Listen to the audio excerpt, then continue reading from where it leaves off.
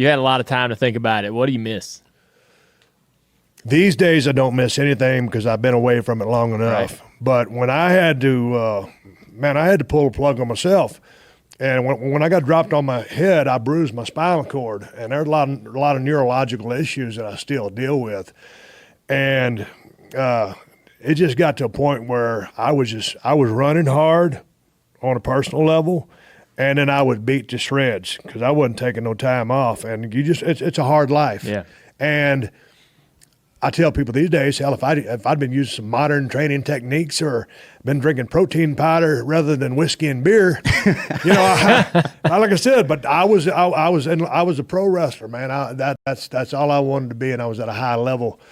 And I'll never forget when I pulled the plug on myself, getting out of the business. It was a hard transition for me, and I've seen a lot of guys get strung out on pain pills. A lot of guys get in IRS trouble or whatever. And I'm no smarter than a lot of the guys. When I got out, I didn't really have an exit strategy.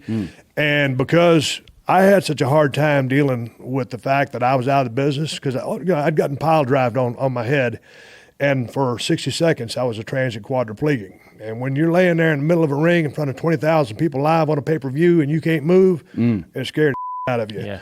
And I was able to finally crawl. There's footage on TV. It was a rough day at the office. I went around all the damn United States, seeing all these different doctors, and finally found a doctor, one of the leading researchers about quadriplegia, Joseph Torg in Philadelphia, and he didn't know the business was to work. And I said, "Hey, Doc," I said, "I ain't got to take a pile driver every night." He goes, "Oh, you can control what you do out there?" I said, "Yeah, to a degree. I can control everything." So he cleared me to get back in the ring. Anyway, so I made it another couple of years, and I got fused up. I had to ride off in the sunset. But dealing with that, walking away, retirement always sounds like the R word. Yeah. Always sounds like the Holy Grail. You work your ass off because that's what we're here to do. And then you enjoy retirement.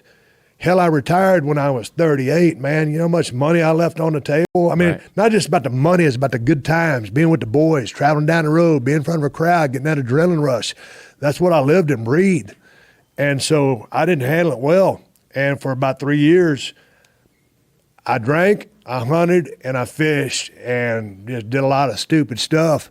And one morning I woke up and I went in the bathroom and I just looked at myself in the mirror. It's a true story.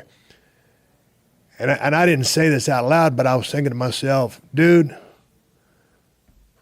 the things you're doing are not conducive to living a long life. You need to slow your ass down, and you need to use, I didn't have any designs on being a movie star or nothing like that, but I was driving a forklift before I got in the wrestling business.